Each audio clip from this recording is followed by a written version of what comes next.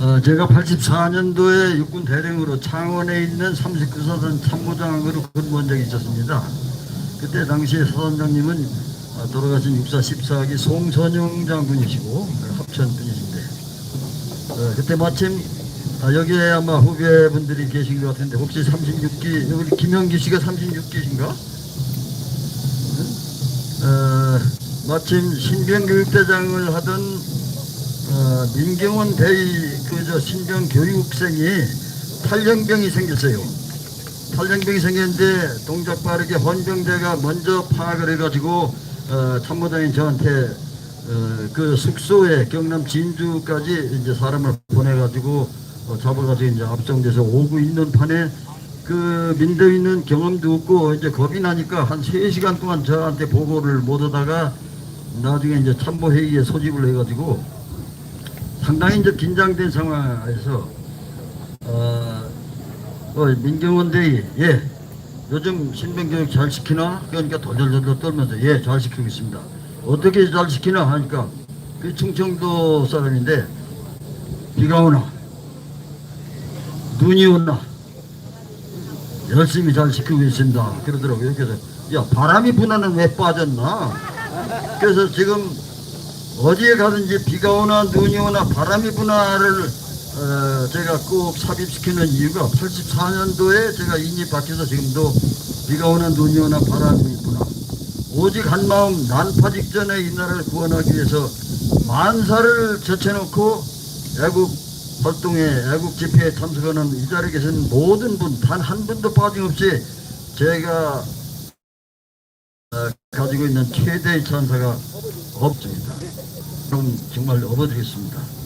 제가 가끔 그런 얘기를 하는데요. 이제 여기 육사 출신들이 좀 여러분 계시는데 18기 선배님, 제가 21기니까 18기 선배님 서너분이 육사 5적이 누군지 아나? 그래요. 누군가요? 하니까 13기 임동원, 16기 이종찬, 최근에 타계하신 16기 천용택, 18기 정은 왕시타 출신 표명열 장군이라고 여러분이 아실 거예요.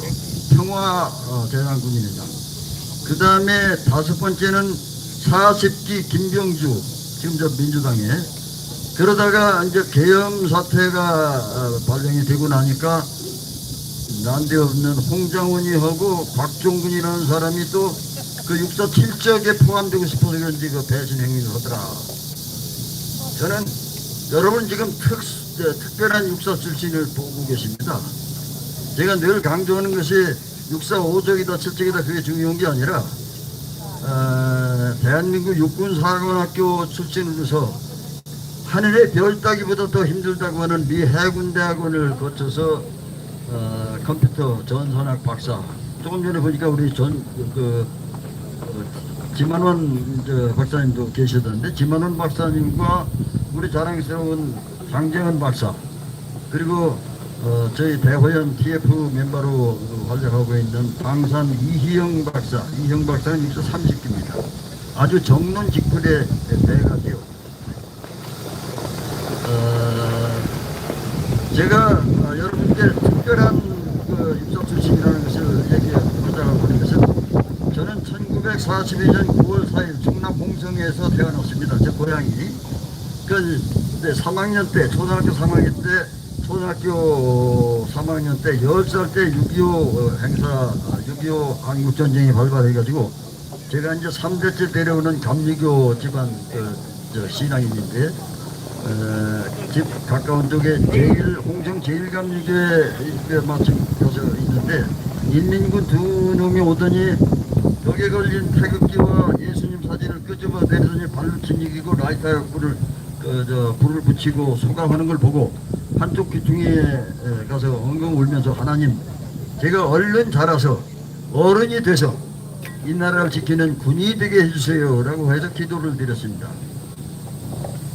결국은 그 기도 제목이 이루어져서 제가 여러분이 잘 아시는지 모르겠습니다만, 백마고지의 높이가 395m인데 제 고향의 백월산이라는 산이 394m예요. 그 백월산 정상에 올라가서 제가 육군사관학교에 들어가서 이 나라를 지킬 수 있는 그 운이 되게 해달라고 기도를 해서 그 기도가 성사됐기 때문에 제그 수필가로 등단했을 때에 제 명함에 월산, 백월산의 월산 윤항중이라고 하고 있습니다. 그럼 윤항중이는 어떤 특별한 그 육사 출신이냐? 1961년 3월 21일 제가 육군사관학교 21기 보병으로 입교를 했습니다.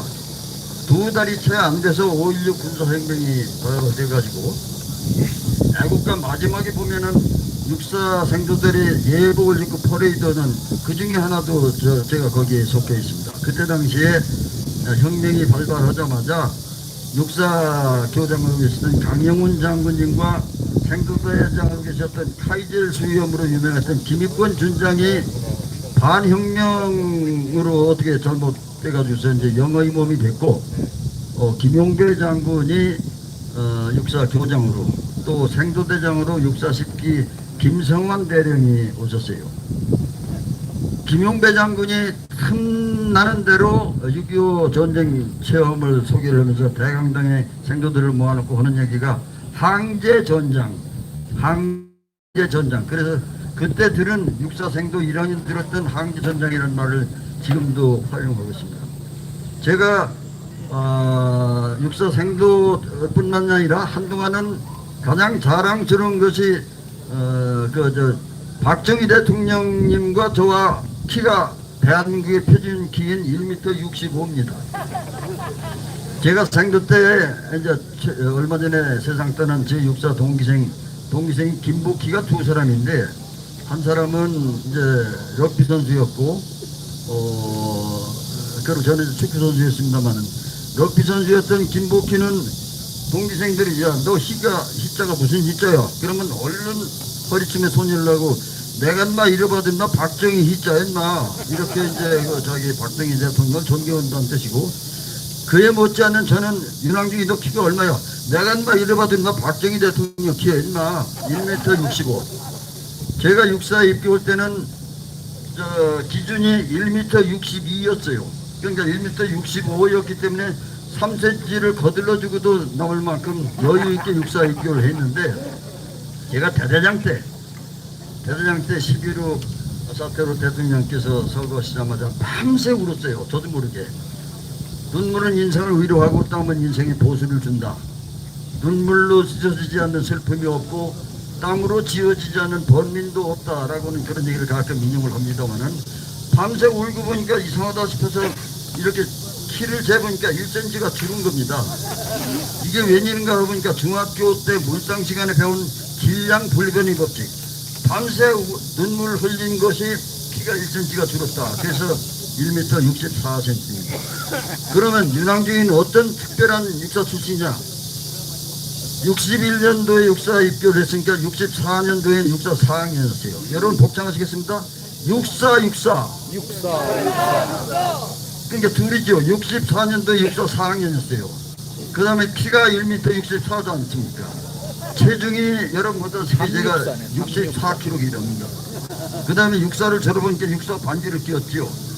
그리고 지하철을 이용할 때 반드시 6-4에서 타고 6-4에서 내려갑니다. 가장 중요한 7번째 육사 하고 싶은 것은, 우리는 국가와 민족을 위해서 생명을 바친다. 우리는 언제나 명예와 신의 속에 산다. 우리는 안일한 불의의 길보다 험난한 정의의 길을 택한다. 그런 세 가지 육사와 생도 신조가 수십 년이 지난 이 마당에도 제 뇌리에서 사라지지 않는다. 그래서 저는 육사에 관련된 사항이 7번에 겹친 특별한 육사 출신입니다. 제가 잘난 건 아니고, 이 대목에서 여러분 박수, 김병진 교수님 박수 좀 부탁드립니다.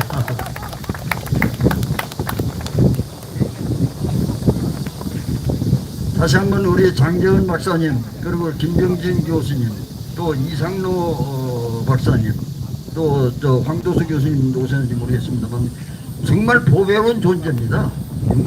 정말 보배로운 존재예요. 이분들을 위해서 뜨거운 박수로 부탁드리겠습니다.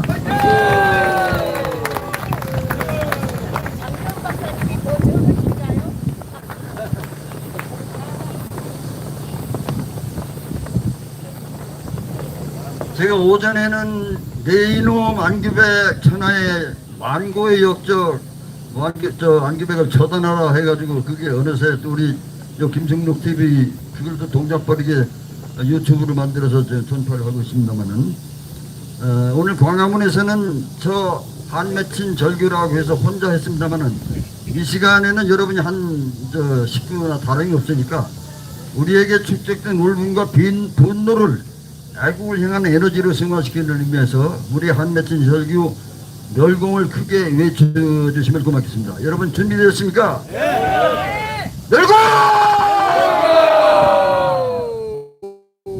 존경하는 국민 여러분, 오늘 우리는 지난 60여일간 끈질기고 진성어린 올림픽공원 투쟁을 이어오는 동안 젊은 세대와 함께 외침을 함께 나누고 동지들의 의지를 직접 확인해 왔습니다. 이는 역사적으로도 유례없는 국민 대중 집회의 장면으로 그동안 수많은 국민이 자발적으로 모여 한 목소리로 밤을 새워가며 오직 진실한 구호를 외친 것은 이 나라 민주주의의 깊은 뿌리를 보여주는 증거입니다. 이 기록은 우리 모두의 자랑이며 반드시 기억돼야 할 역사입니다. 그러나 현재 정부와 언론은 국민의 이 엄중한 외침을 철저히 외면하고 있습니다. 우리 투쟁의 현장은 세대별 참여 변화가 나타나니 전체균은 견고히 유지되고 있습니다. 특히 모든 부정선거 진상규명 투쟁이 이곳 올공에 집중되고 있음을 확인하며 광화문 집회와의 연대체계 강화가 절실합니다. 우리는 우리 국민 모두가 하나 되어 이 긴 싸움을 반드시 이겨야 합니다. 젊은 세대가 가장 궁금해하는 점은 과연 우리의 투쟁이 언제 어떤 결실을 맺는가 하는 부분일 것입니다. 부정선거 문제에 대한 인식 정도는 각기 다르나 대체로 현실에 대한 냉철한 인식 속에서 미국 등 국제사회의 적극적인 협조 없이는 국내 힘만으로는 매우 어려움이 크다는 데 인식을 같이 하고 있습니다. 우리가 단호히 기억해야 할 최종 목표는 2026년 6월 3일 22대 총선과 2025년 대선을 포함한 모든 부정선거 진상규명과 이에 따른 법적, 제도적 후속 조치를 반드시 완수하는 것입니다. 국정조사, 특검, 수사, 재검표 및 재선거와 같은 제도권 장치는 시민 참관과 투명한 절차하에 실현되어야 하며 이는 궁극적으로 국민 주권 수호의 핵심입니다. 다만 현재 제도권 정치권과 사법부가 불신받고 있는 현실에서 미국 등 외부 세력의 협력은 선택이 아닌 필수입니다. 특히 민주당과 가짜 대통령 이재명 측이 부정선거 문제를 음모론으로 매도하며 진상규명에 협조하지 않는 상황이 안타깝습니다. 이재명의 자진 퇴진은 부정선거 문제 해결의 분수령이 될 것입니다. 아울러 미국과의 공조도 희망적 요소입니다. 트럼프 대통령이 FBI의 국제 부정선거 카르텔 수사를 지시한 바 있고 새로운 주한미 대사 미셸 박스필의 부임은 우리 투쟁에 힘을 실어줄 중대 계기입니다.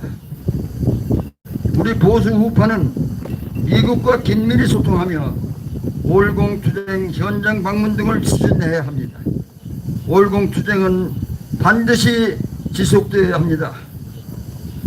국내가 조용히 잠잠해진다면 국제사회도 힘을 보태기 어렵습니다. 후원과 자원봉사단의 활발한 자원이 투쟁의 지속 동력을 만들어내고 있습니다. 모든 관련 단체가 교대로 협력하며 장기전 준비에 만전을 기해야 합니다. 마지막으로 국민 여러분, 우리 모두가 올공 투쟁에 참여하면서 목표의식을 명확히 하고 각자의 역할에 충실하며 연대와 신뢰를 다져야 합니다. 우리의 작은 행동 하나하나가 대한민국 민주주의 회복과 진실 밝히기의 첫걸음이 될 것입니다. 적당한 시점에 투쟁을 멈춘다면 21대 총선과 21대 대선 부정선거는 영원히 묻힐 수밖에 없습니다. 우리는 반드시 이 길을 끝까지 완수해야 하며 국민 모두가 행동으로 하나 되어 자유를 수호합시다. 여러분 저와 함께 뭉사이아를 복장하시겠습니다. 뭉치자! 싸우자! 이기자!